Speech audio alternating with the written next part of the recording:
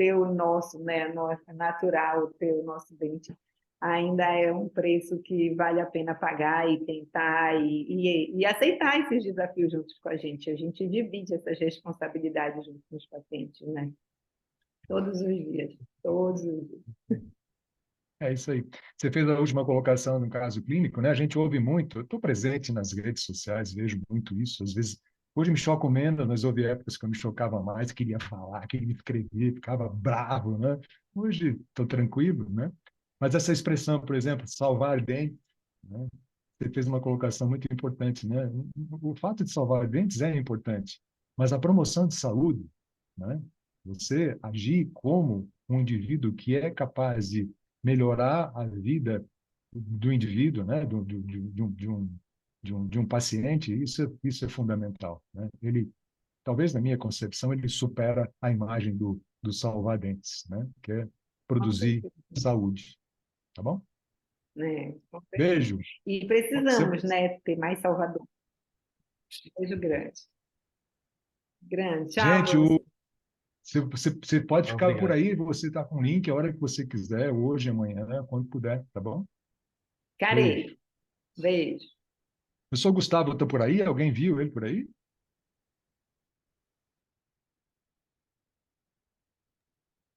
Ele havia entrado, mas eu não sei se caiu, depois eu não vi mais. Cláudia, não vai embora não, porque se ele não vier, você começa de novo, por favor. Tá aqui. Precisa reativar o microfone dele. Alô? Oi. Gustavo, Oi, bom dia, professor. sou Gustavo, como é que você vai? Você está me ouvindo bem? Eu estou te ouvindo, mas não estou te vendo. Vou liberar o vídeo aqui. Agora sim. Tudo bem? Boa, tudo Como bem, está? graças a Deus. Bom te ver, muito bom te ver por aqui, né? A gente tem uma Obrigado. parceria já de longa data, né?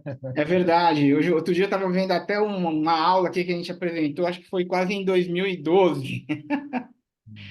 Mas Então, nessa época eu já não tinha cabelo nessa época. ah, mas sempre assim, bacana, bonitão, magrinho, esportista, tá ótimo. Gente, eu apresentar para vocês, acho que todo mundo conhece, né? Eu sou Gustavo, ele é endodontista pela Escola Paulista de Medicina, né? Pela Unifesp, especialista em biologia celular e molecular pela Escola Paulista de Medicina, na Unifesp também, coordenador do curso de atualização em endodontia da FAOA, da PCD, e professor do curso de especialização lá da FAOA, da PCD também, né? Gustavo faz parte da equipe Sessão Única, professor Isatubo, né? O guru do Gustavo também, um dos meus gurus, né? Meu primeiro sensei, porque eu digo que eu aprendi no livro do professor Ruiz Atubo, né? E o professor Valdrigue, né? Foi o primeiro livro de endodontia que eu consegui comprar na época, né? A gente chamava isso de endodontia country, né? Porque era muito do interior, muito de Piracicaba, e o Gustavo faz parte desse time e vem aqui falar para a gente sobre a endo na era digital. Tá? É um super prazer ter você aqui. Já disse isso para a Cláudia, né? Essa atividade nossa é uma atividade que enaltece a nossa capacidade de compartilhar conhecimento, né? A gente está aqui exatamente para isso. A nossa missão de vida, né, é exatamente essa. A gente estudou, nasceu um pouco antes, estudou um pouco antes e agora está no momento de fazer esse compartilhamento de informações com esses colegas um pouco mais jovens, tá? Nós temos aqui especializandos, já especialistas, então eu queria que você falasse um pouquinho sobre o seu tema, tá? Você já compartilhou a tua tela. Eu Ah, já vou deu para tomar ver aí. liberdade, já chegou. Tomar Ótimo. liberdade quando faltar aí uns 5 minutos te avisar, mas não tem tanto problema, porque agora a gente termina para o intervalo do meio-dia, então segue a tua linha de raciocínio normal. As perguntas, se tiverem, a gente escreve no chat e aí no final a gente faz um bate-papo. Tá bom? Tá com o senhor, professor. Obrigado, professor. Muito obrigado pelo convite. É sempre um prazer aqui estar participando com você nos seus cursos, nas suas turmas de especialização. São Leopoldo Mandic, né? A faculdade, e lá na USP, na Fundecto também, que eu já fui algumas vezes também, né? O senhor continua lá, né, professor, na Fundecto, né? Sim, tô lá, Ótimo. tô lá. Enquanto não me mandarem Ótimo. Então, embora, tô. então, acho que aqui deve estar uma reunião desse seu grupo, né? Que é sempre um grupo assim grande, bem. Você tem um público assim muito fiel, que o pessoal gosta muito de você e está sempre acompanhando e dando continuidade aí no aprendizado da endodontia, mesmo muitas vezes após a o término dos cursos de especialização e pós-graduação, né? Bom, é um grande prazer estar aqui com vocês. Hoje eu vou falar sobre a endodontia na era digital. Eu entrei, assim, acredito que quase que no final da aula da professora Cláudia Carreira, né? E ela mencionou bastante coisa sobre EndoGuide, sobre navegação guiada e tudo mais. E, na verdade, a gente vai comentar um pouquinho, bastante sobre isso também, né? Mas eu gostaria de dar uma ênfase, de posicionar, de mostrar para os alunos como que está a endodontia atualmente na era digital, né? Nós sabemos que a odontologia, né? Essa aqui é a faculdade, é a PCD, né? A entidade, a PCD, onde eu acredito que muitos conhecem já, né? Nós damos os nossos cursos de atualização e especialização lá há muitos anos, né? Um ambiente muito gostoso. E eu tenho o grande prazer de ter sido formado por esse grande mestre aqui, né? Professor Rui Zatubo, e a nossa equipe aí, do professor Eduardo Cado, professor Cazuzo Quino, professor Edson, enfim, todos os professores assim que estão comigo há mais de 20 anos, né? Então, a nossa equipe é uma equipe bem coesa, nós somos muito mais do que uma equipe de endodontia, nós somos amigos, né? Nossas famílias são amigas, então é um ambiente familiar e é ali que eu cresci na endodontia, né? A endodontia sempre eu valorizei muito esse lado da biologia, né? Onde o professor Ruiz Atugo também valoriza bastante, né? E acabei fazendo também uma pós-graduação lá na Escola Paulista de Medicina em Biologia Celular e Molecular, que para minha surpresa, a classe era praticamente de dentistas, né? Era uma classe que tinha aproximadamente umas 30 pessoas, assim, e acredito que 50% dessas pessoas, desses alunos, eram dentistas, né? Então, ali nós víamos endodontistas, tinha também professor da área da dentística, como o professor Jansen Ozaki. Então, foi uma turma, assim, bem bacana, bem coesa também, que a gente estudou bastante a parte de biologia celular e molecular, né? Foi um período legal, foi há muitos anos atrás, né? Há 20 anos atrás, praticamente, né? Foi em 2003 que me formei. E, assim, acho que o conhecimento biológico é o que rege mesmo assim, a endodontia. A endodontia evoluiu muito, né? A gente percebe essa evolução. Eu comecei na endodontia ainda fazendo crown down, step back, usando gates. E quando começou tudo, o rotatório, né, eu vivenciei toda essa evolução, né?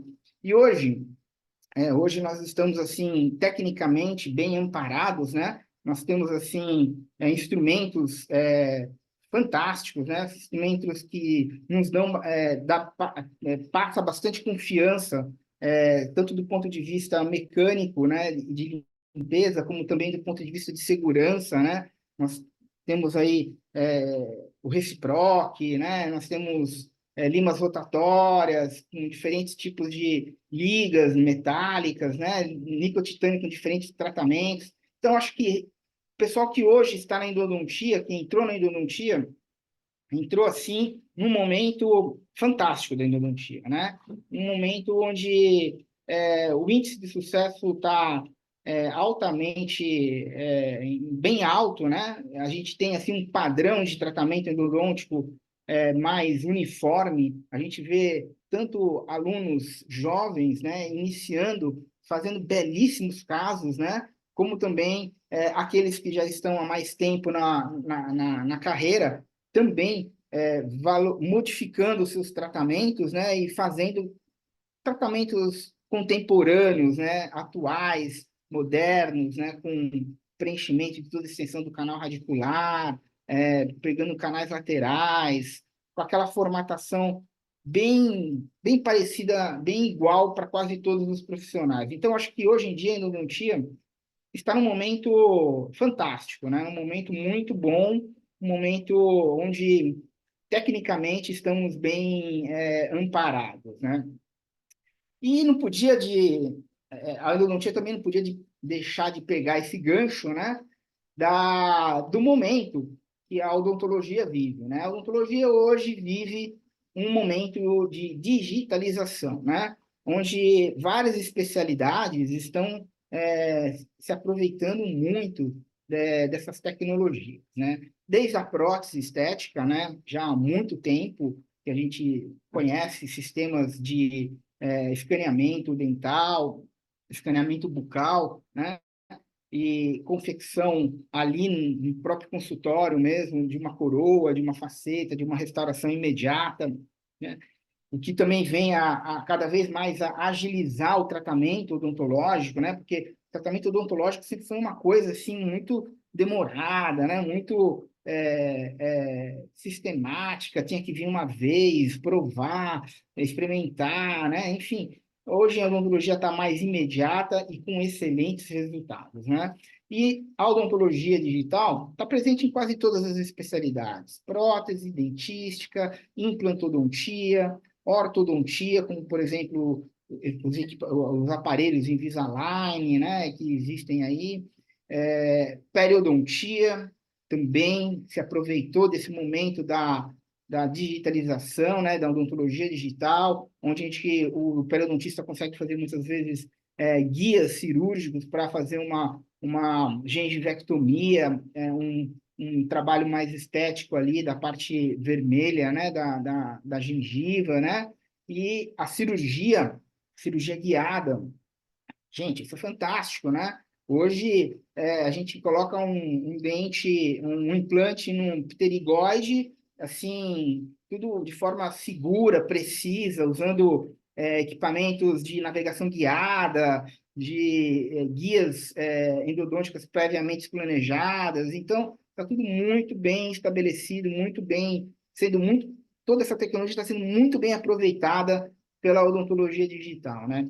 E, assim, essa parte digital, ela favorece também a criação, né? Porque você começa a criar as coisas, né? Você começa a inventar, né? Você começa a falar, olha, acho que vai dar para fazer um desenho de uma guia usando uma trefna para fazer, por exemplo, uma apsectomia, coisa que já tem trabalho que já apresenta isso, né? Então, acho que a odontologia está passando por um momento muito, muito bacana, de forma geral, e a endodontia também está se aproveitando. A odontologia digital se aproveitou muito desses sistemas CAD/CAM, né, onde a gente tem um desenho assistido por computador, que é o CAD, e a fabricação desse, por exemplo, dente, né, através da parte do CAM, né, onde seria a fabricação assistida por computador, né? O CAD/CAM, todo mundo já conhece, já ouviu falar. Nós temos aí diversas marcas, né, e no mercado. Aqui no Brasil, predominantemente, a Sirona está dominando o mercado, né, mas também nós temos aí outras marcas também, né. E o Serec, né, que é o principal equipamento, já existe desde 1987, né. Inclusive tem um equipamento desse lá no Museu de Odontologia ali da FAO, né, da PCD. Um dia, se alguém tiver a oportunidade de ir lá visitar, acho que fica no primeiro ou segundo andar, acho que é no primeiro andar. Tem um belíssimo museu de odontologia, onde tem um equipamento como esse, né? Onde você tem assim um scanner que começou lá com um desenhozinho em verde, né? Era até verde o desenho, né? E aqui do ladinho você já fabricava o dente sem a devida escultura ainda, era preciso fazer a escultura na mão, tudo. Então eram os primórdios, né, dos tempos, e a Serec já se posicionando através da Siemens, né, hoje Dentsply, né, e já colocando as pesquisas e o equipamento no mercado para o alcance dos dentistas, né. Hoje, acredito também que o CEREC seja assim a referência, né, para scanners no Brasil, né, e apresenta assim excelentes resultados, né. E é um sistema chairside, né, onde você tem ali a produção do dente do lado da cadeira, né. Óbvio que isso demanda mais tempo para o dentista e tudo mais, mas um aprimoramento, uma curva de aprendizado, né, um investimento altíssimo, né. Mas isso aí eu acho que é uma grande tendência e acho que muitos clínicos, muitos especialistas, muitos protesistas já estão assim incorporando isso no seu dia a dia, né? E também a gente acha que só porque não tem um equipamento como esse no consultório, a gente não faz uma odontologia digital.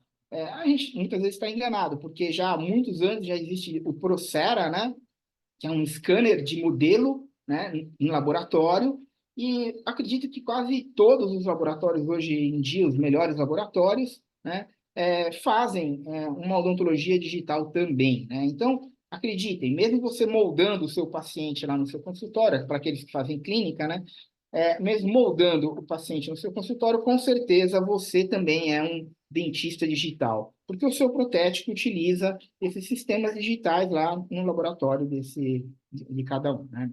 Então, o laboratório, hoje, a grande maioria apresenta, tem lá em seus portfólios, né, trabalhos digitais, que hoje em dia a maioria acaba fazendo, né? E como está a endodontia nesse ponto de vista da odontologia digital, né?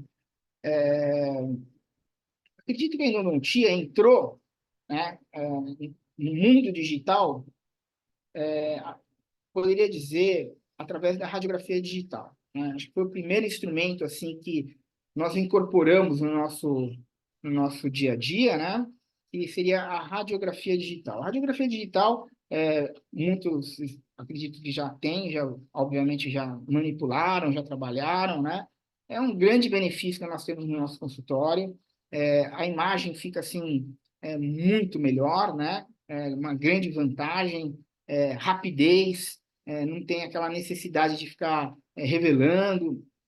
E a gente tem basicamente dois tipos de radiografia digital, né? Nós temos aquelas radiografias digitais onde nós utilizamos um sensor, né, que é acoplado no computador, onde imediatamente após a emissão do raio-x, a imagem já aparece na radiografia.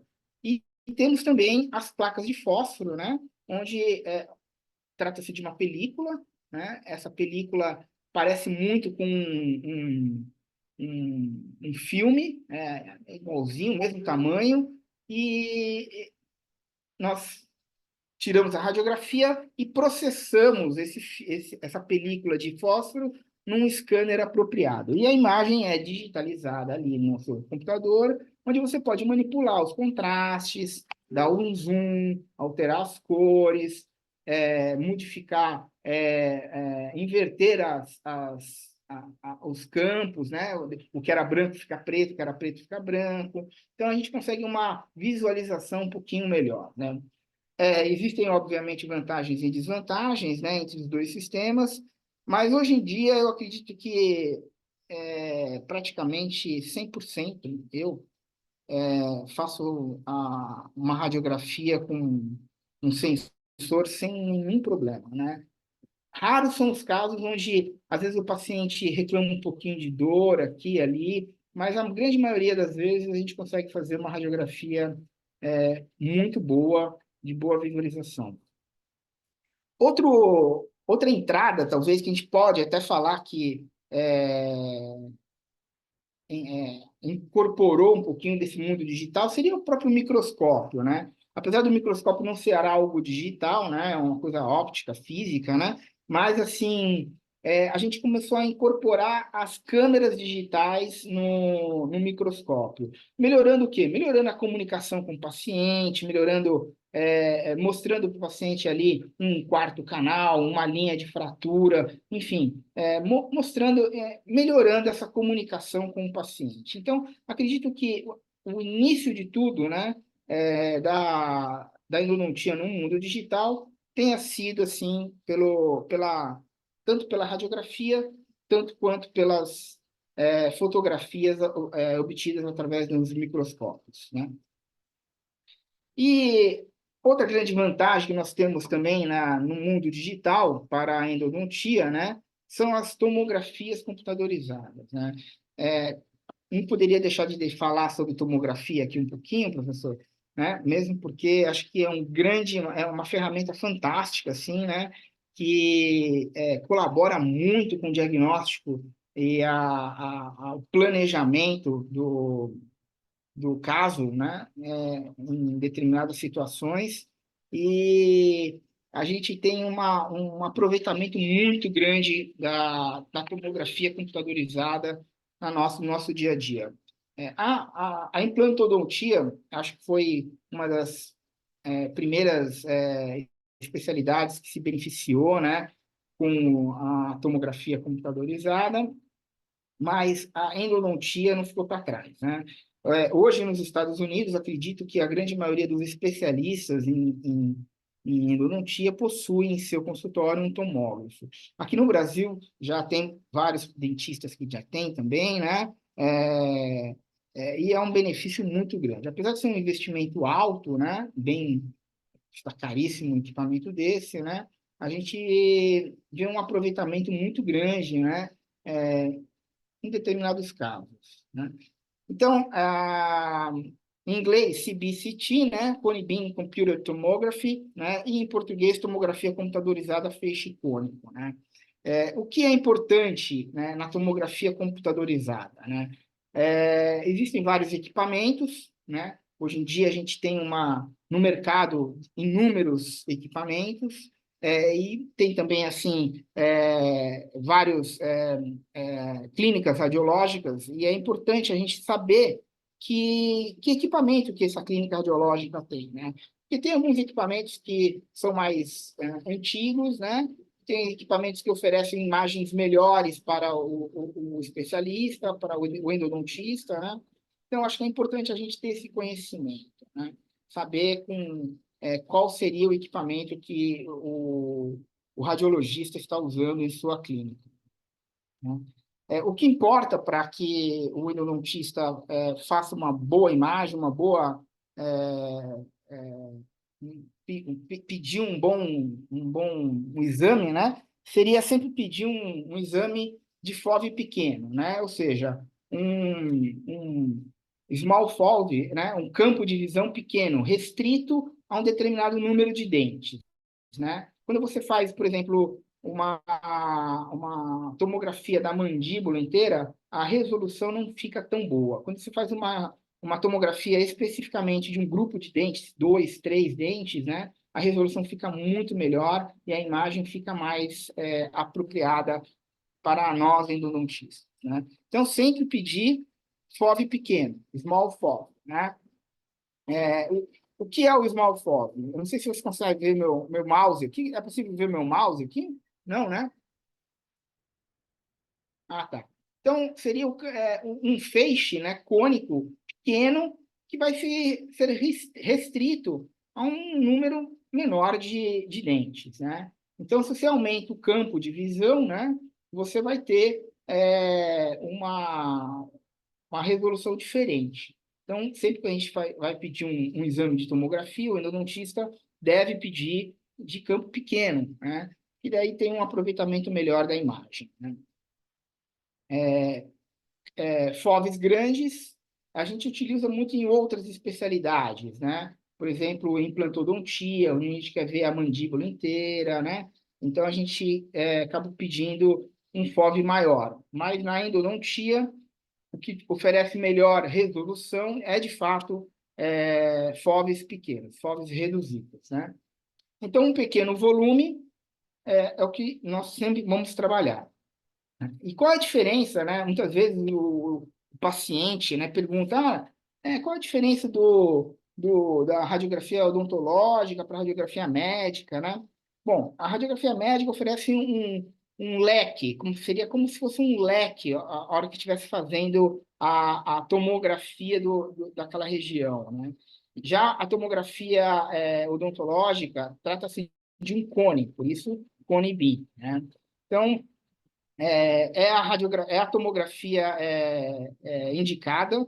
Muitas vezes a gente vê colegas, principalmente da área da bucomaxilofacial, né? Porque está ali, né? Está trabalhando ali no hospital e muitas vezes o hospital não tem um tomógrafo cone beam, né? Então ele ficava utilizando os tomógrafos FAM mesmo, né? Onde às vezes a imagem não é assim tão precisa para nós dentistas, né? Então, o que importa para a gente sempre é um FOV pequeno. Quanto menor o FOV, melhor a resolução, tá? Vou passar rapidinho aqui. Aqui tem alguns exemplos, né, de FOVs, de tamanhos diferentes de FOVs, né? Onde nós temos aqui um FOV de 4x8, um de 4, né, um pouco maior, pegando já mandíbula e maxila junto, né? Então, nós temos resoluções diferentes para situações diferentes, né? Acho que alguns tomógrafos oferecem resoluções bem pequenas, como 4x4, 5x5. Sempre pedir FOV pequeno, o radiologista já vai direcionar, já vai entender que o que você quer é fazer uma avaliação daquela região com um olhar mais criterioso para ver estruturas anatômicas, né? Que é mais visível, fica mais fácil e fica mais definido um FOV menor. Sei que o ideal seria que nós tivéssemos mesmo, eu adoraria ter também um tomógrafo no consultório, onde eu pudesse fazer a tomografia de todos os casos, né? E iniciar o tratamento fazendo ali uma tomografia. Seria, assim, o ideal. Muitos colegas já têm, assim, o tomógrafo em seu consultório e aproveita dessa situação. Ótimo, muito bom.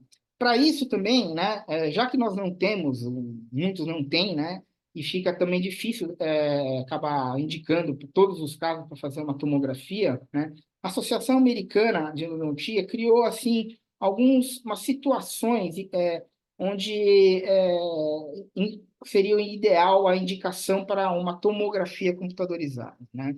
Eu vou falar para vocês agora a posição da endodontia, da Associação Americana de Endodontia em relação a essas situações, né?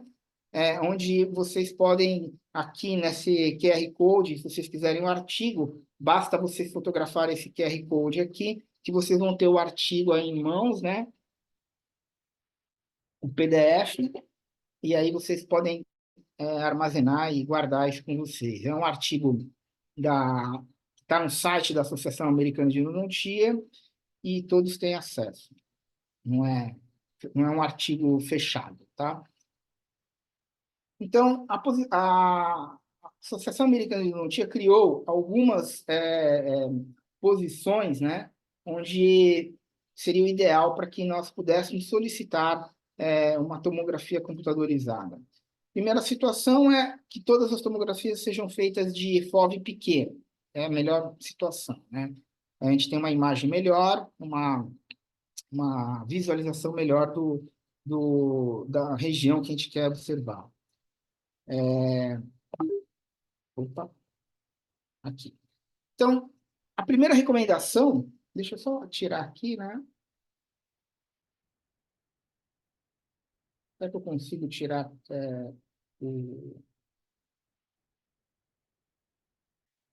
É que nós façamos, a primeira recomendação é que nós façamos aqui a radiografia intraoral em todas as modalidades de tratamento. Essa é o exame de escolha, tá?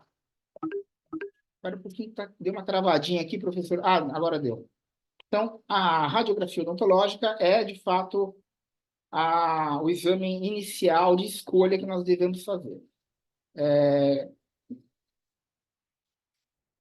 Pacientes que apresentam sinais e sintomas clínicos contraditórios, a gente acaba também recomendando, seria uma segunda recomendação para a realização de tomografias. Por exemplo, nesse caso, né, onde nós tínhamos um dente que radiograficamente não apresentava uma fístula, mas não apresentava nenhuma imagem, né, radiolúcida ali que justificasse essa fístula. Então, a gente fica ali meio perdido, sem saber o que está acontecendo com esse dente, né? Qual é o diagnóstico desse dente, né? Professor, só um minutinho que eu vou tentar arrumar aqui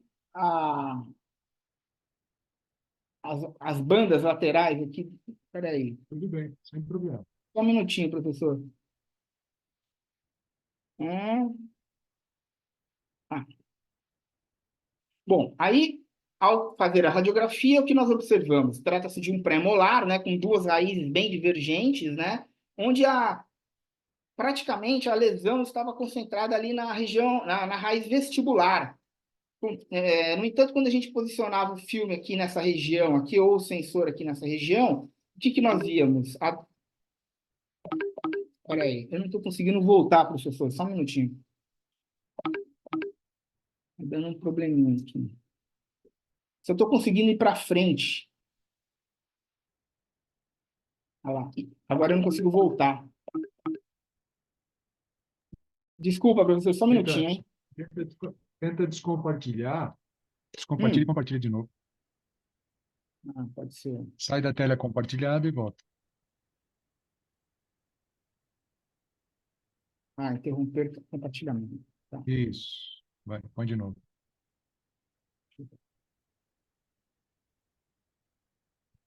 Vamos ver se consigo. Tá. Agora deu. Obrigado, professor. É isso aí. Então, você vê situações como essa, onde a gente tem assim uma imagem radiográfica, né, dente com fístula, e não apresenta lesão. Pô, o que está acontecendo com esse dente, né? A gente quer entender o que acontece com esse dente. E ali, na tomografia, a gente consegue observar direitinho essa lesão, né? É uma lesão que está mais na raiz vestibular, né? E pela quantidade de osso que existe aqui na região de Furca, o raio-x apresenta uma densidade normal ali de osso, né? Então, radiograficamente está normal, mas na tomografia a gente observa uma grande lesão nessa raiz vestibular, né? Canais extras, né? Suspeitas de morfologias complexas, né? Então, a gente vê aqui outra situação clínica, onde a gente vê um caso que aparentemente está bem tratado, né? Endodontia ali, paciente reclama de dor, né? Endodontia 3 canais, tudo bonitinho, né? Faz a radiografia, faz a tomografia e olha, localizamos aqui um quarto canal independente, né? Completamente com forame independente, causando ali uma sensibilidade no paciente. Aqui melhorou, pronto. Ótimo. Então, aqui nós localizamos o quarto canal, né? O auxílio do microscópio também no tratamento, né? Você vê aqui o quarto canal independente, né? Nessa vista mesiodistal, né? A gente vê aqui, né? Direitinho o canal bem independente, e isso estava causando. Então, agora deu problema de novo, né? Depois eu descompartilho e compartilho de novo, professor. Aí, outra situação também clínica, né? A gente vê aqui um dente com um tratamento de canal há muitos anos, realizado por um especialista. E dá para ver nitidamente aqui uma lesão, mas a gente faz a tomografia e vê o quê? Uma raiz fusionada, distal com a palatina, né? Então, a gente acaba compreendendo melhor essa anatomia e localizando aqui 3 canais na raiz distal, né? Que seria praticamente um istmo. O auxílio do microscópio ajuda bastante, o ultrassom também, para diferenciar as estruturas, e a gente acaba conseguindo fazer um tratamento mais adequado para essa situação, né? A outra modalidade de imagem de escolha entre sessões fazer, por exemplo, o paciente que a gente não encontra aqui um canal, né? Localização de canais atrésicos, canais muito difícil localização, e tentar entender por que esse canal, como é que é a anatomia interna desse canal, né? E a gente observa aqui uma grande calcificação aqui no terço médio, né? Deste dente, né? Que muitas vezes vai dificultar aqui o tratamento. Então, a gente vai ter que lançar mão de, muitas vezes, guias ou até mesmo se não tiver a oportunidade de fazer uma guia, utilizar o ultrassom, o microscópio, para tentar penetrar até o terço médio desse dente, né, dessa raiz mesial, para que nós possamos fazer o tratamento endodôntico, né? Obviamente, né, a Associação Americana considera como radiografia intraoral como a principal escolha de imagem para o pós-operatório imediato, né? Mas caso você tenha feito Opa, aqui, desculpa. Perdão, professor, aqui, tá? Radiografias intraorais, exames são inconclusivos para fratura também, né? Detecção de fratura. A gente sempre pede também uma tomografia computadorizada. Apesar de a gente não conseguir observar trincas em tomografia, a gente consegue entender, né, o dano tecidual que está ao redor desse dente, né? Que junto com a sua avaliação clínica, por exemplo, bolsa localizada, bolsa profunda, né? E localizada, a gente consegue entender a associação da clínica com a tomografia e fechando um diagnóstico de trinca ou fratura. Esse é um grande engano também, né? Muitos dentistas acham que dá para ver trinca em tomografia. Infelizmente, acho que isso não é possível, né? Salvo já o dente esteja fraturado mesmo, né? Com as bordas separadas, né? Fica muito difícil a gente observar a trinca na fratura, né? Então, a gente tem que entender o dano tecidual em relação a esse problema que o dente apresenta.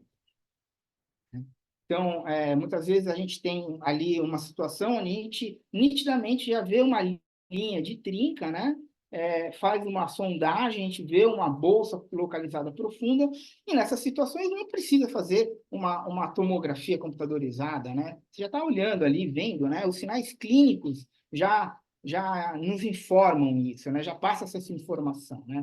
Mas muitas vezes também é interessante a gente pedir uma tomografia, já que o paciente vai perder o dente, tem toda a questão legal também, né?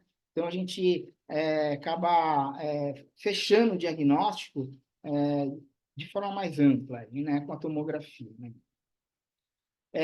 Outra situação, quando a gente não tem uma cicatrização de um tratamento que esteja adequado, né? Tudo bem que aqui houve até um extravasamento exagerado de cimento, mas a gente vê aqui um tratamento que apresenta ali durante o transcorrer uma boa limpeza, uma obturação adequada, tudo, e a gente acaba querendo entender por que não deu certo, né? Então, a gente faz uma tomografia e faz um planejamento, né? Talvez cirúrgico, para tentar salvar esse dente, né?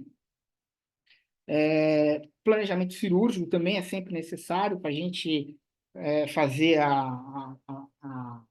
é sempre importante fazer uma tomografia, né, nos planejamentos cirúrgicos, né, obviamente, principalmente para entender ali a posição do dente em relação àquelas estruturas anatômicas adjacentes ali na região, né, por exemplo, um seio maxilar, né, um canal mandibular, enfim, né, e quando retratamento também é uma outra recomendação da Associação Americana de Endodontia, onde muitas vezes a gente encontra várias situações, como, por exemplo, lima fraturada, canais calcificados, né? Quarto canal, a gente acaba entendendo melhor o que vai encontrar pela frente. Então, sempre no retratamento, sempre que possível, né?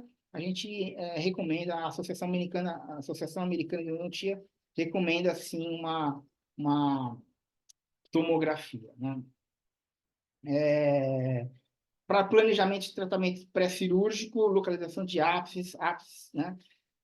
Estruturas anatômicas adjacentes. Bom, seria a questão da parte cirúrgica, né? É importante a gente fazer a tomografia, como já falei, né? Aqui o canal mandibular, nesse caso aqui o seio maxilar.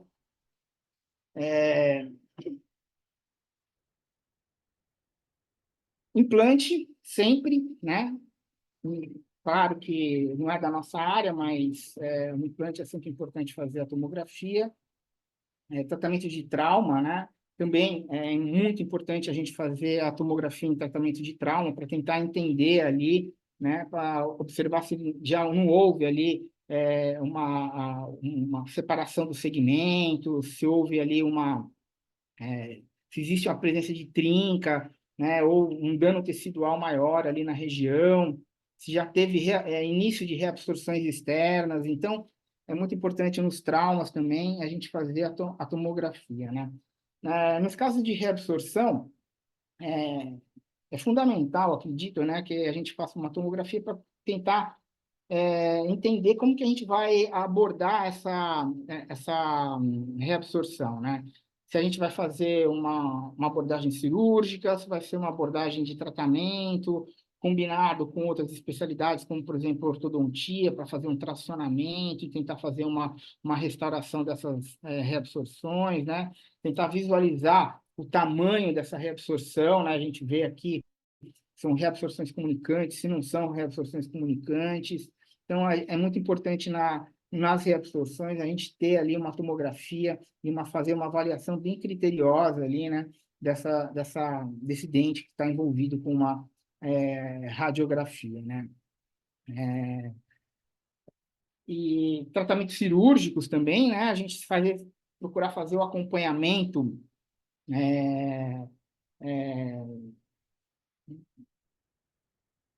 a longo prazo, assim, para tentar observar se houve ou não uma boa reparação, né? E sempre que possível, se você teve ali uma tomografia numa situação inicial, né? Seria interessante também fazer um acompanhamento com uma tomografia a longo prazo, caso você tenha feito uma tomografia inicial, né? A gente tem um grande índice de sucesso no TIA, mesmo sem tomografia, né? Mas acredito que a tomografia venha a complementar assim esse nosso índice de sucesso, pois a gente passa a compreender melhor a anatomia interna dos dentes, né? Agora, um ponto importante que eu sempre eu sempre falo para os alunos, é que a gente não deve simplesmente pegar aquela imagem que muitas vezes a radiologia nos envia, né?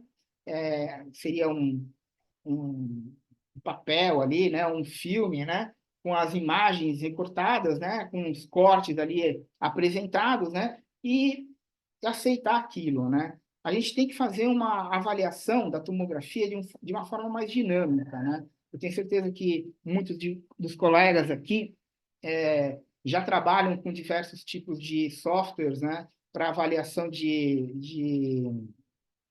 tomografia, né? E acho que é dessa forma que nós temos que de fato, interpretar a radiografia, né? A radiografia, como vocês sabem, né?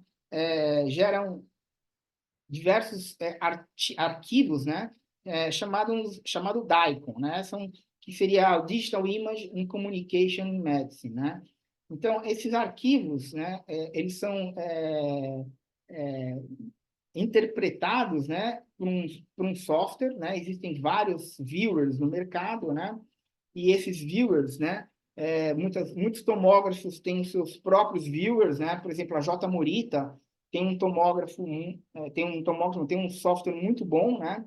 Que possibilita ali assim a avaliação da imagem, né? De uma forma bem tranquila e prática, né? Não requer grande treinamento, né? Grandes treinamentos, né? A gente dando uma mexidinha previamente ali, a gente consegue fazer uma boa avaliação, né?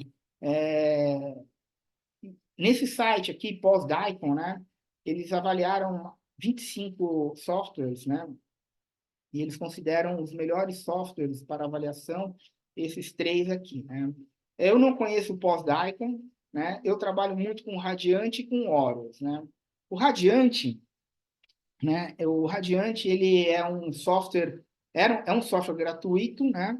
Só que ultimamente ele apresenta ali um tempo máximo de interpretação, né? Acho que de 5 minutos no máximo, né? Então já começaram a mudar, né? Antes era gratuito, mas agora é gratuito só por 5 minutos, né? Então, aí ele fecha, aí você tem que abrir tudo de novo, né? acertar ali o contraste, olhar exatamente o ponto onde você estava querendo olhar. Então, ele não fica aberto no seu computador mais por mais de 5 minutos. Então, eu acabei comprando, fazendo a assinatura desse Radiante, que também não é muito caro, custou por volta de R$ 200 o ano inteiro, né? Eu acho que vale a pena. Então, eu tenho no meu consultório o Windows, né? O computador, que é, o Radiante tem uma boa, roda bem no Windows, né? Então, eu acabo usando mais o Radiante lá no consultório. E no Mac tem o Horus, tá? Que é gratuito também. E o Horus também tem um excelente viewer, né? Fácil de mexer, não é muito complicado. E a grande vantagem do viewer, né, é que a gente consegue, obviamente, avaliar as mais de 500 imagens que são geradas pelo tomógrafo, né, de forma multiplanar, né? Então a gente consegue vários planos, 3 planos diferentes, né? Um plano axial, um plano sagital e um plano parasagital, né? Eu gosto de chamar esse de axial, eu gosto de falar que esse daqui a gente vai fazer uma observação no sentido vestíbulo palatino ou vestíbulo lingual, e nesse sentido aqui uma avaliação no sentido mésio-distal, né? Então, a gente consegue fazer uma avaliação simples e importante e bem detalhada do dente, né? Só para a gente... Deixa eu ver se consigo mostrar aqui, né? Acho que eu não consigo apresentar. Eu queria mostrar o treinamento aqui, fazer um rapidinho aqui, mas acho que ele não mostra. Aqui, ó. Não mostra. Então, esse aqui é um caso, né? Dá para ver aí, professor? Dá para ver o Horus aberto aqui?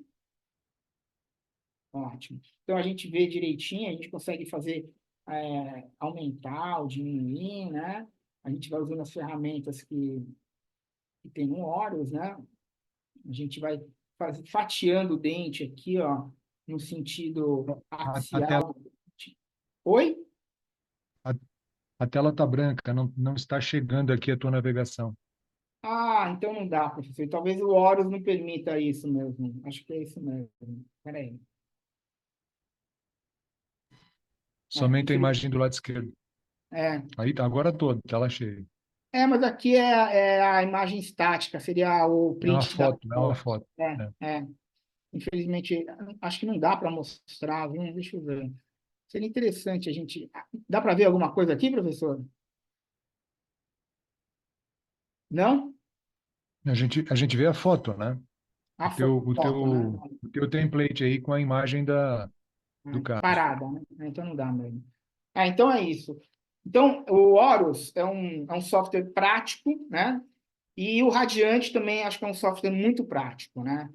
A gente deve sempre avaliar a tomografia dessa forma dinâmica, que é dessa forma que nós extraímos mais informações assim do exame, né? Fazer uma avaliação do exame somente utilizando aqueles templates onde o radiologista monta e manda para você, eu acho que não é válido. Ali nós estamos, como se a gente estivesse olhando uma radiografia, né? É como se a gente estivesse olhando uma imagem tridimensional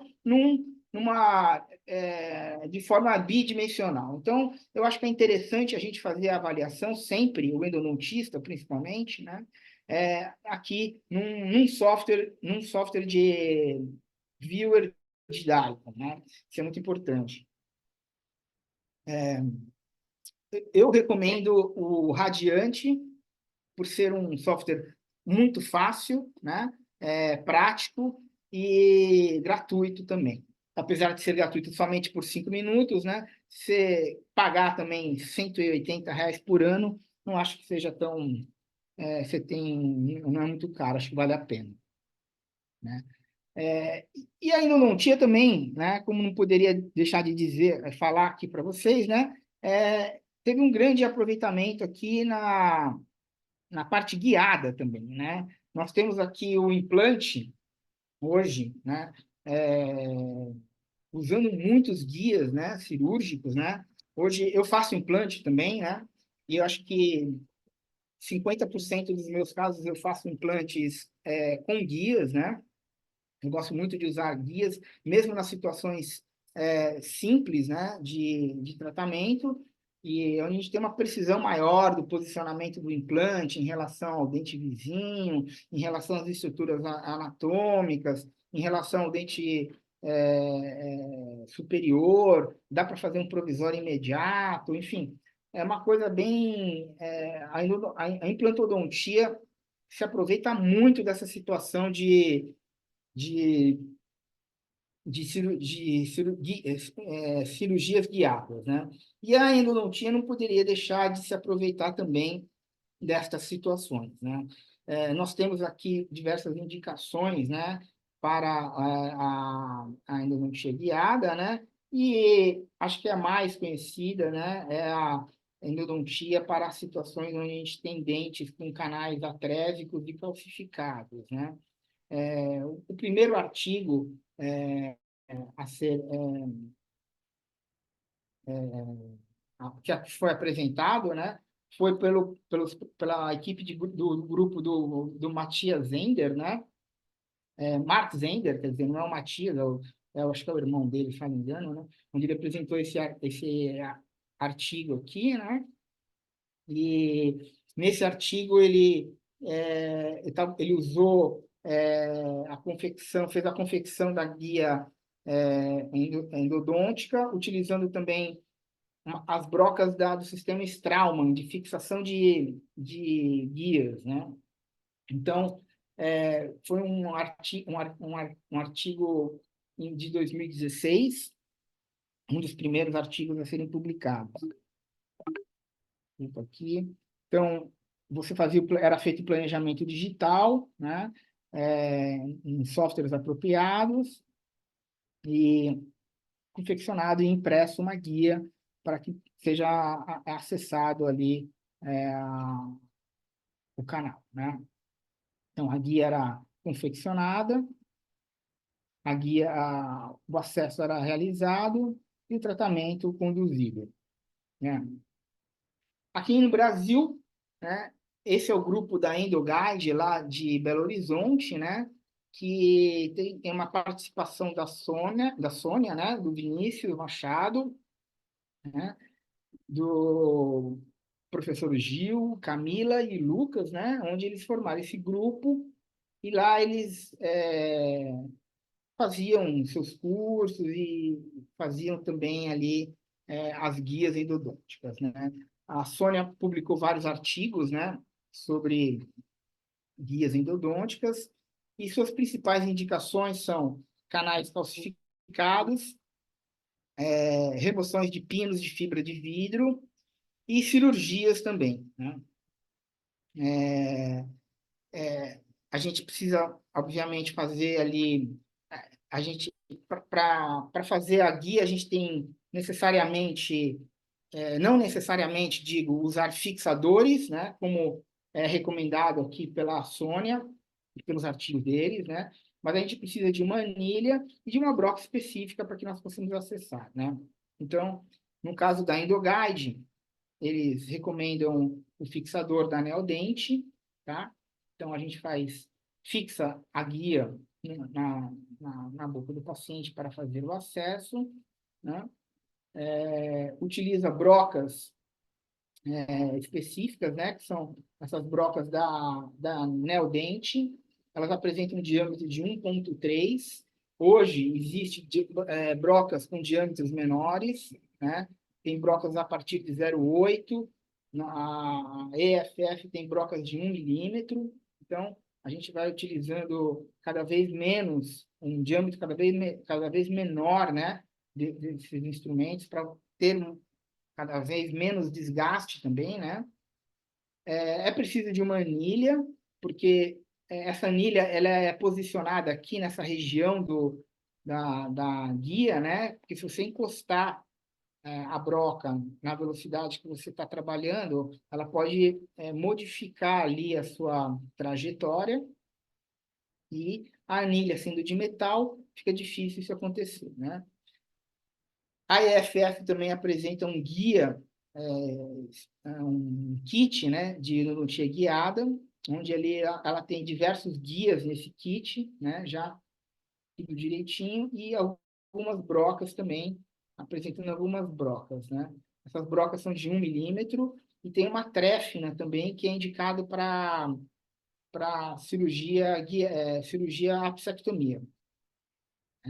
Então, primeira coisa que nós temos que fazer é fazer uma tomografia, fazer uma avaliação no software para ver se tem estrutura, se tem espessura de dente suficiente também, né? Sabendo que nós vamos utilizar ali uma broca de 1 milímetro, por exemplo, né? Nós temos que entender que vai ter que ter espessura de dente para distal, daquele centro do dente, e para mesial daquele centro do dente. Então, a gente tem que fazer uma avaliação prévia para ver se também o acesso com essa broca, que de certa forma é bem grossa, né? A gente não vai danificar as estruturas do próprio dente, né? Furando o dente, né? Rasgando o dente em lateralidade, né? Então, a gente faz depois um escaneamento intraoral ou uma boa moldagem, né? A gente pode fazer também uma boa moldagem, né? O escaneamento é a melhor opção. A gente vai fazer também a união. Caso a gente faça a guia no próprio consultório, o que não é recomendado, acredito, porque nem todos têm essa habilidade, né, de desenvolver uma guia cirúrgica, né? Mas a gente tem centros, né, para fazer isso, né? Acho que é mais fácil, né? E a guia tanto pode ser fresada ou impressa, né? Normalmente ela é impressa, e aí a gente acaba fazendo a utilização também de uma anilha, né? Escolhe a anilha apropriada e realiza o tratamento endodôntico, né?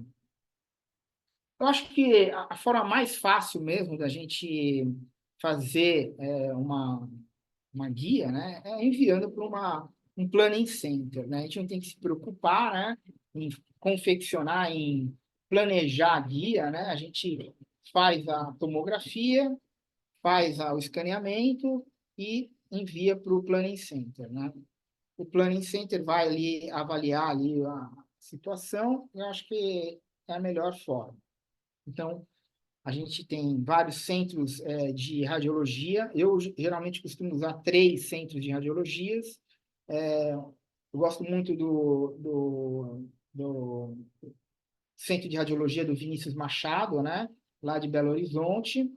É tudo por internet, então não tem problema ser em Belo Horizonte, Paraná, Rio Grande do Sul, tanto faz, né? Você manda lá para eles o DICOM, manda o STL, né? Que seria as imagens obtidas através do escaneamento, né? Realiza o planejamento, né? Geralmente esse planejamento é feito em conjunto com o radiologista, então você conversa lá com ele, olha, eu quero chegar nesse ponto, quero acessar por aqui no canal, né? E aí você acaba fazendo o planejamento. Esse planejamento pode ser online, obviamente, não tem a menor necessidade de estar presente, e a gente concorda ou não concorda e manda fazer a guia, né?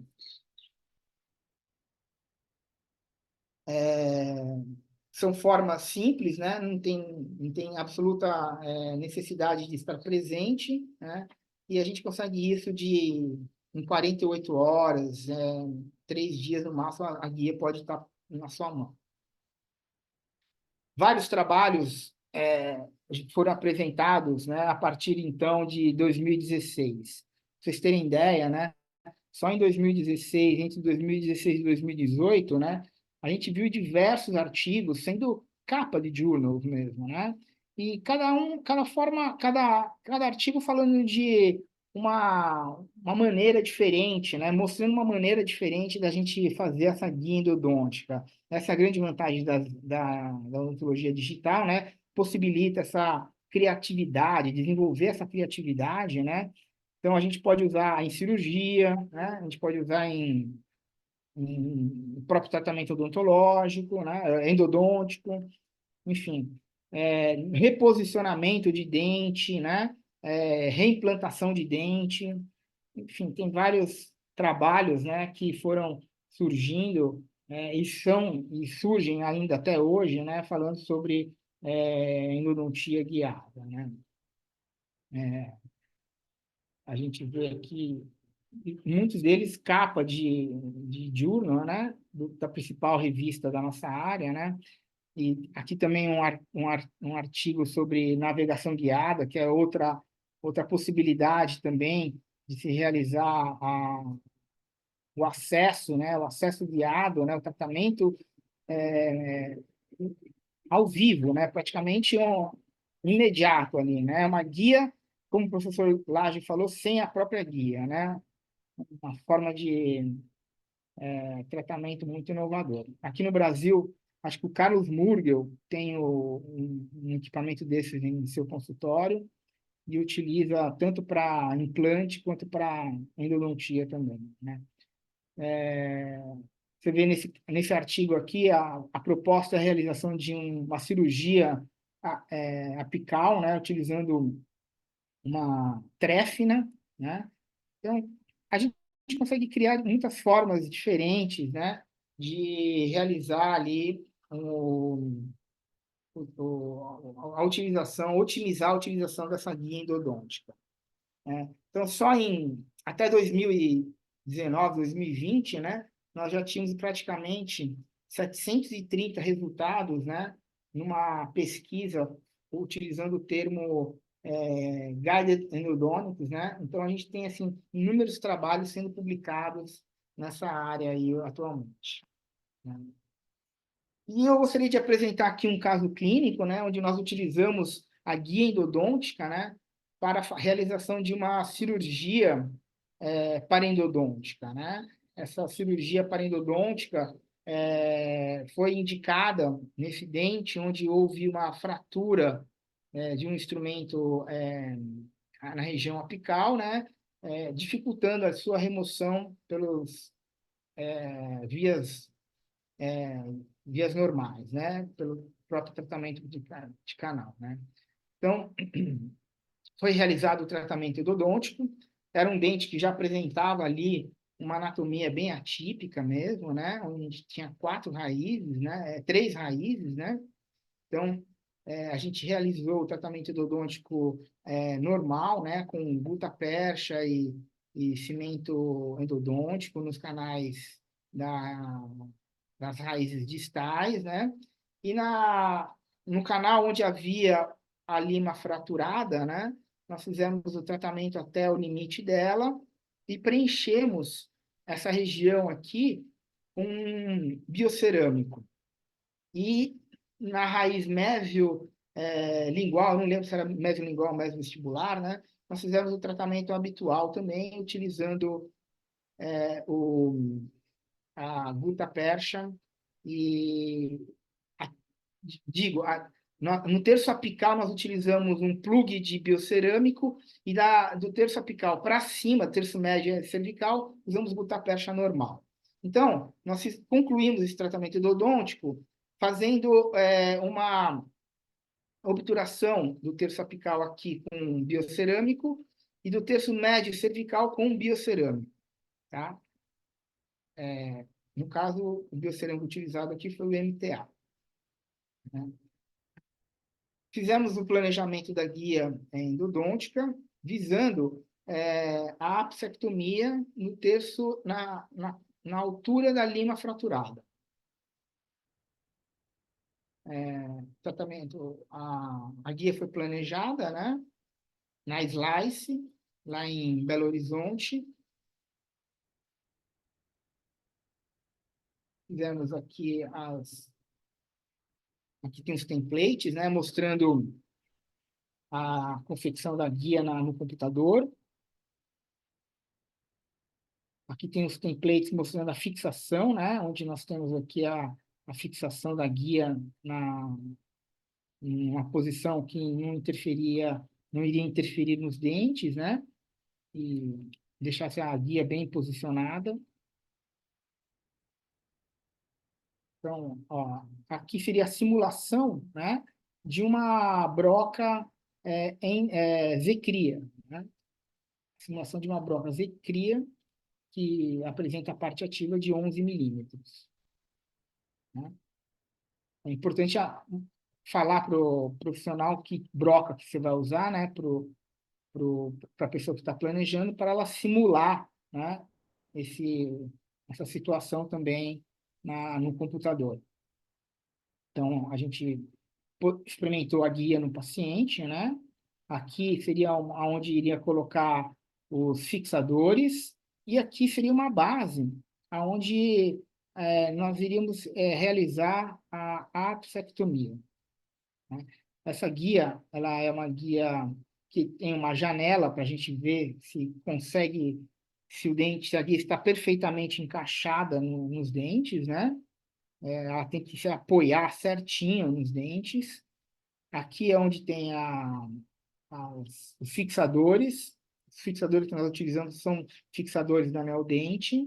E aqui a janela, onde nós vamos apoiar a zecria para fazer a apsectomia.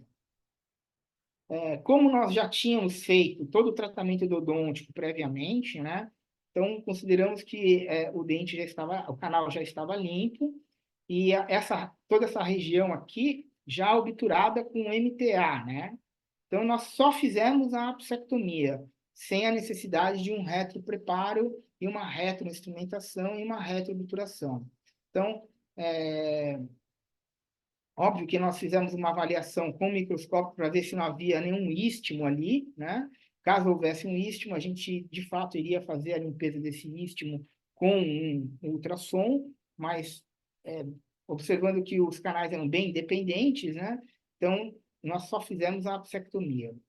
E esse é um acompanhamento após 1 ano, né? Então, assim, a guia endodôntica, né, nos auxiliou principalmente no quê? Na apsectomia dessa raiz mesial, visto que era um dente posterior, de certa forma, um acesso mais complicado, né? Então, de certa forma, ele nos orientou muito bem ali em relação ao corte preciso da porção apical da raiz. Essas aqui são algumas fotos do momento da cirurgia, né? A gente tem que fazer, a cirurgia foi feita normal, tudo, a gente faz o retalho, faz a divulsão, tudo, posiciona a guia na boca do paciente, fixa a guia e realiza a apsectomia. Então, foi uma cirurgia mais rápida, foi uma cirurgia mais precisa, né? E que permitiu assim a oportunidade de dar um bom resultado a longo prazo. Agora eu vou falar também mais uma novidade, né, que existe hoje na parte digital, também fica mais restrito, né, aos grandes centros, né, principalmente pelo custo do equipamento, né, pela limitação também de suas indicações. Então, às vezes fica complicado, né, a gente acabar adquirindo um equipamento desse, né, para utilizar no dia a dia do nosso consultório. Trata-se do X-Guide, né? Que é nada mais do que uma cirurgia guiada dinâmica, né? Uma navegação dinâmica guiada, né? Onde nós realizamos, é preciso realizar uma tomografia prévia, né? Essa tomografia prévia utiliza um posicionador. É importante que na tomografia utilize-se um posicionador ali, durante a tomografia utilize um posicionador específico para que ele possa marcar, né, e fazer a leitura depois da navegação guiada, né? Essa navegação guiada ela vai muito utilizada, mais utilizada pela implantodontia, mas também está sendo aproveitada em alguns casos para endodontia, né?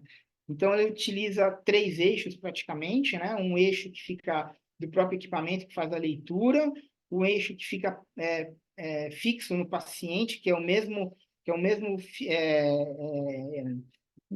equipamento que foi feito a tomografia, né? Na mesma posição que foi feita a tomografia, e um outro equipamento que fica posicionado no motor do operador, né? Então, é feito a leitura, né, através dessas câmeras que ficam na parte posicionada sobre o paciente, e essa leitura vai interpretar e possibilitar essa navegação imediata, né, em tempo real. Então, aqui tem um filminho, que não é um filme meu, é um filme que é do professor Lucas, né? Então, a gente vê aqui o posicionamento do contraângulo, né? Aqui a gente vê o contraângulo sendo captado pela câmera, né? Assim como também o real posicionamento do paciente. E conforme a broca vai penetrando, né, através de um prévio planejamento, a gente vai chegando no nosso objetivo, que seria o alvo do nosso tratamento, né? Então, a navegação guiada já é um, um tipo de guia, né, sem a guia, né? Então, a gente faz o acesso de forma bem precisa, né?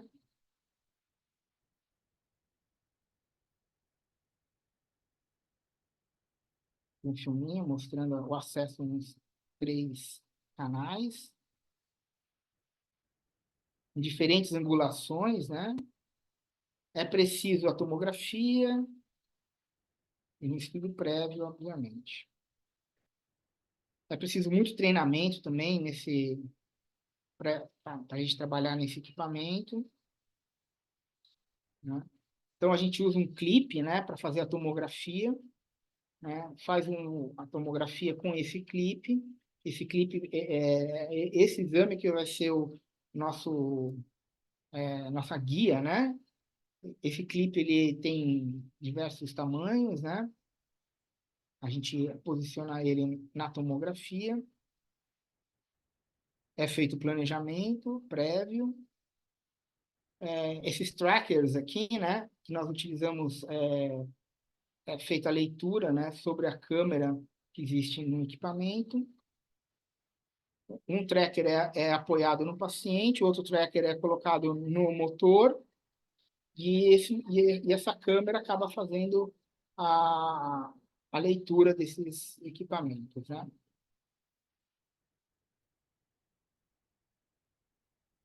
Existe todo um método, né? Você tem que identificar, apoiar, colocar ali a ponta do instrumento para mostrar onde é que é. Então, tem todo um start, né? Um começo ali. E aí é realizada a cirurgia através da realidade virtual ou navegação dinâmica guiada, né?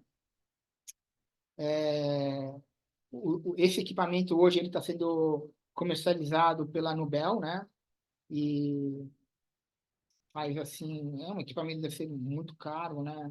Eu acho que é complicado um dentista ter isso no consultório só para fazer o acesso nos casos de calcificações, por exemplo, né? Esse é o Navidente, né? Que é um outro equipamento também, que é esse que é que o Carlos Murgel tem, o professor Carlos Murgel tem esse equipamento. Ele tem uma, uma característica um design mais bacaninha. A câmera, ela é toda motorizada, então ela vira para a direita, para a esquerda, 90 graus para frente e para trás, então tem algumas novidades aí, né? E tem outros equipamentos, como o Pollux, né, que é mais utilizado na área médica, principalmente na neurocirurgia, né, mas é um equipamento também de difícil acesso, né? Só a grandes centros acaba tendo esse tipo de equipamento, devido ao custo, né? E tem também uma outra novidade, que seria o OCT, né, ou Optical Coherence Tomography, né, onde você faz um exame não invasivo, né, onde você tem, a partir de uma luz, né, de um determinado comprimento de onda, onde ele ele consegue avaliar a estrutura do dente, né, como se fosse um ultrassom, né? É, e esse equipamento faz a leitura, então é muito bom para detecção de cáries, por exemplo, né? É, e também interpretação de anatomia e reconhecimento da parte interna do tratamento de canal. Bom, professor, é isso que eu tinha para falar sobre a endodontia no mundo digital. Acho que são apenas novidades, né? Algumas coisas que já todo mundo já trabalha, né, com isso, tomografia, endodontia guiada, como, por exemplo, a professora Cláudia mostrou alguns casos, né, onde ela utiliza a guia para casos atrésicos. Eu já usei também em alguns casos. Já tive também, como ela mencionou, alguns insucessos. Uma vez utilizei uma guia e a guia não foi adequadamente bem planejada e acabei quase perfurando, né? Então a gente tem que tomar cuidado também que por trás de todo esse planejamento ainda existe o ser humano, né? E ali ele está sujeito a erros, a falhas e tudo mais, né? Então a guia, eu acho que principalmente para casos atrésicos, né? Em dentes anteriores, né? Óbvio que tem que ser canal reto, né? Não tem como, se for um canal curvo não dá mesmo, né? Então tem suas limitações também, mas ajuda muito e está cada vez mais se tornando mais acessível, né? Você vê a EFF, né, fazendo aí um kit prático para a gente, né, de forma simples, né?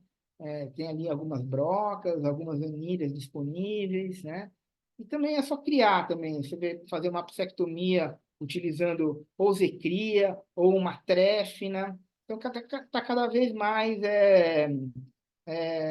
a endodontia digital está sendo mais o mundo digital da odontologia digital está sendo cada vez mais aproveitado pela endodontia. É isso aí, professor. É isso que eu tinha para falar. Obrigado pela, pela paciência de vocês ali, né? Muito obrigado. Imagina. Foi ótimo, foi ótimo. Deixa eu ver só se tem algumas perguntas aí. Alguém tem alguma pergunta? Temos duas perguntas da Camila. Pois Boa. é, Camilo. Ela disse que Não. recebeu um paciente no consultório, com tratamento endodôntico prévio, porém, quando radiografou, só tinha um conduto, tratado. Ela gostaria de saber se, nesses casos, obrigatoriamente ela pede a tomografia ou não. E a segunda pergunta dela também é sobre o sensor de raio-x. Na sua opinião, qual você acha melhor, Gustavo? Bom, eu vou começar pela segunda pergunta. O sensor de raio-x, né, hoje, está todo mundo meio parecido. O importante é a gente saber qual empresa oferece ali o melhor pós-venda, né? Então, eu uso o sensor da Carestream. Eu gosto, que antigamente era o Kodak, né? Eu gosto muito do sensor da Kodak. Eu acho que ele tem um bom custo-benefício, né? Eu acho que nunca me deu problema. Minto, deu problema, mas ali porque quebrou o cabo, né? Então foi por utilização mesmo, né? Então, por má utilização. O cabo quebrou, não teve jeito, eu tive que comprar outro. A Kodak me deu um bom background, né? Me permitiu que eu trocasse o meu equipamento dando o meu quebrado, né? E comprando outro num preço relativamente menor, né? Mas mesmo assim, ainda caro, mas me permitiu esse tipo de assistência, que eu achei ótimo, entendeu? Achei muito bom. E tem várias marcas, né? Eu recomendaria MM Optics, né? Microimagem eu acho que é um bom equipamento. Eu recomendaria a Carestream, né? Que é um bom equipamento também. Existem vários no mercado, né? Só tem que tomar cuidado com realmente o pós-venda. E a primeira pergunta era sobre retratamento. Qual dente que era o retratamento? Ela não informou o dente, Gustavo. E assim, na realidade, era um retratamento, ela recebeu e só tinha um conduto tratado. A pergunta dela é se, nesse caso, é necessária a tomografia para ela se documentar ou não. Olha, eu acredito que não, sabe? Assim, a recomendação da Associação Americana de Endodontia é fazer uma tomografia para casos de retratamento, né? Mas, assim, eu acho que não há necessidade, né? Acho que não precisa, né? Eu não vejo muita necessidade. Se durante o tratamento endodôntico, o retratamento endodôntico, ela encontrar alguma dificuldade, né? Ela pode, sim, fazer a tomografia. Sob o ponto de vista de legal, né? Às vezes, talvez, poderíamos levar em consideração a indicação, né? Porque sabe-se lá o que o colega já fez nesse canal, né? Que o outro colega fez nesse canal, de repente o canal está perfurado, desviado, enfim. Então, assim, eu diria sim e não, né? Então, fica dependendo do paciente, qual é a relação que a colega tem com o paciente, né? Então, todos esses pontos devem ser levados em consideração também. Maravilha, muito obrigado, Gustavo.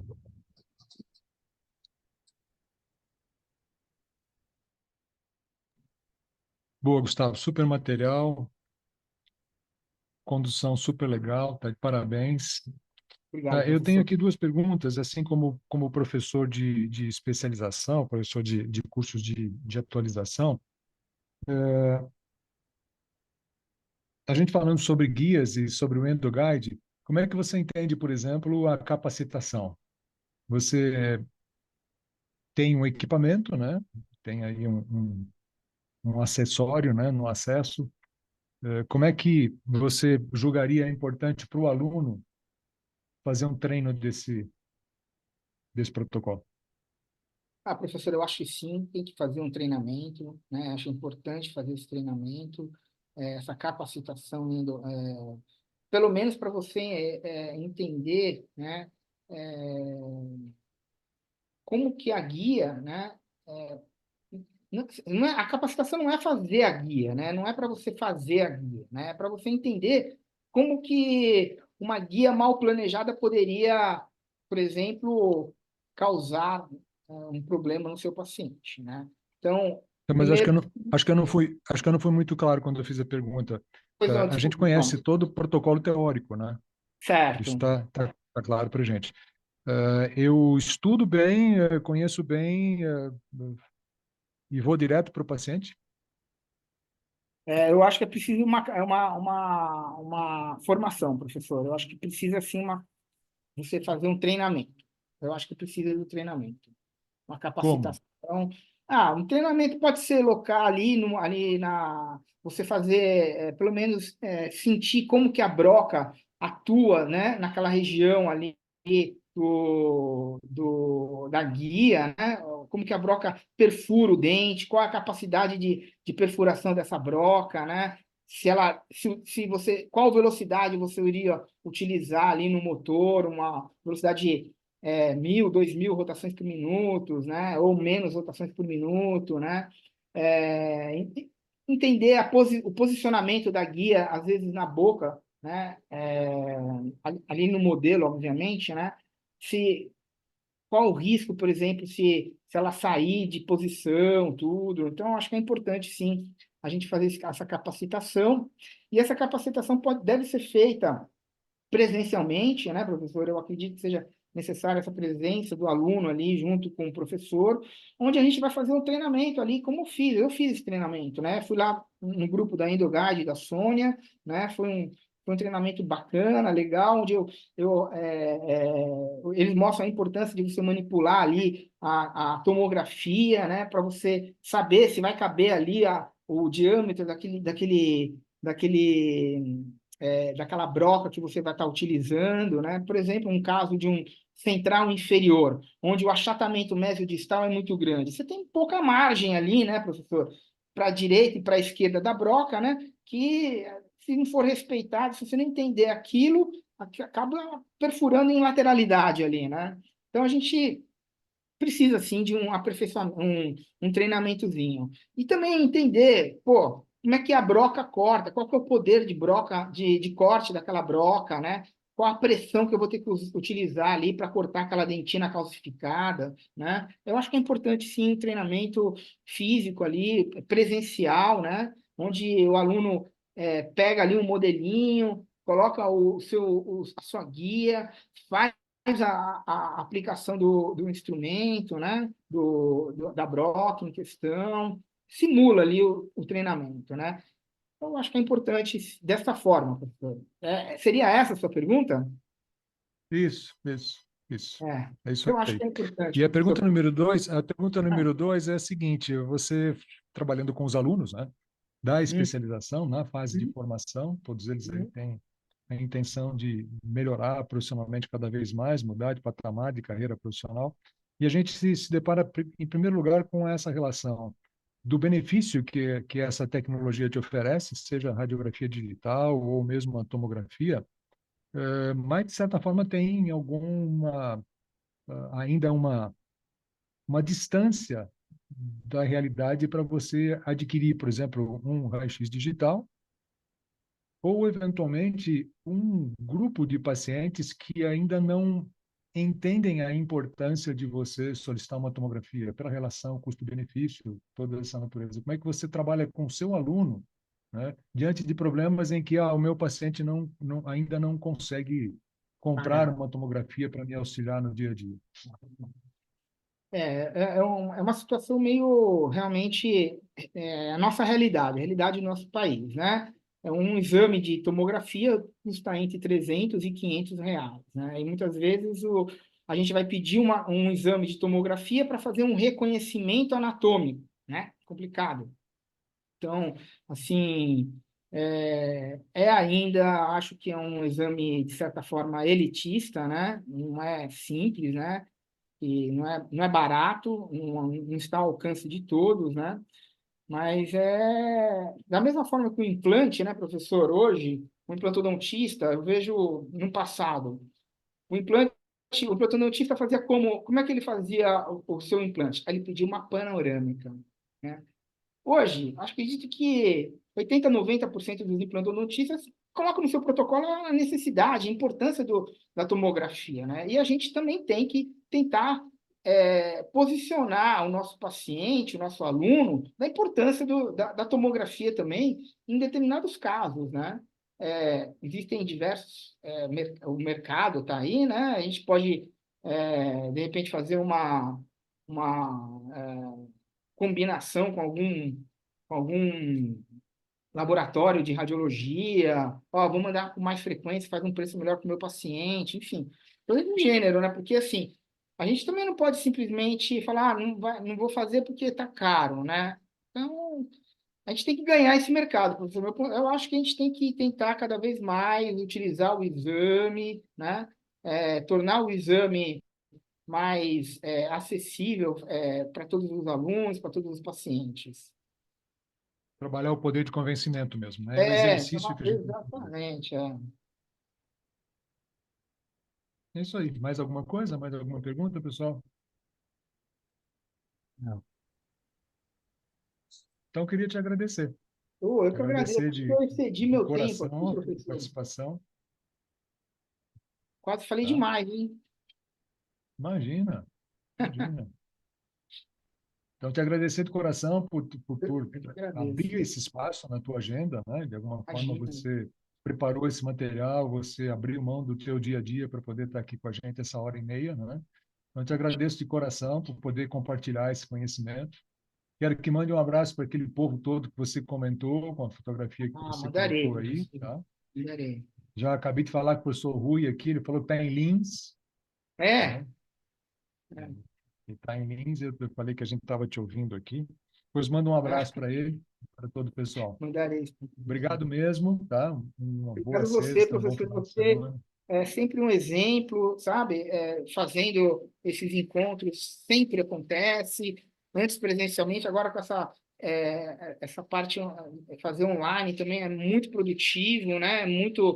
Todos aproveitam, os seus alunos devem adorar mesmo esses seus encontros. Parabéns pela iniciativa. Obrigado, obrigado mesmo, obrigado de coração. Pessoal, Professor. a gente para por agora, né? Voltamos aí, que horas? 13h30? É isso? Então, tá bom. Voltamos a nos encontrar às 13h30. O mesmo link, tá bom? Combinado? Maravilha. Abraço, gente. Obrigado, Abraço. professor. Muito bom. Um abraço grande. Fiquem bem. Prazer em revê-lo.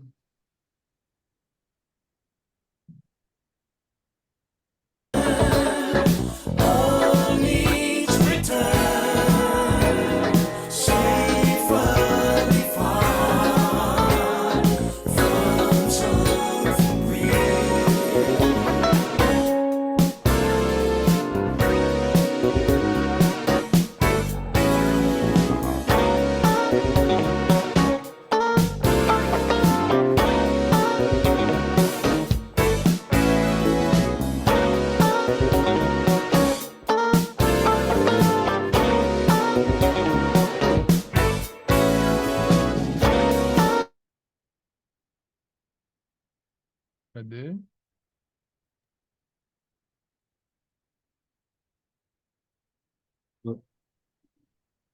Oi?